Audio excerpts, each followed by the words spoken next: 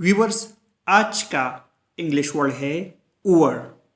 Over का क्या मतलब है, आइए सीखते हैं इस वीडियो में।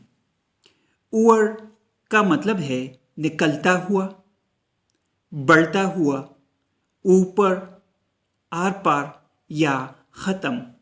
आइए इस वर्ड को सेंटेंसेस में इस्तेमाल करते हैं।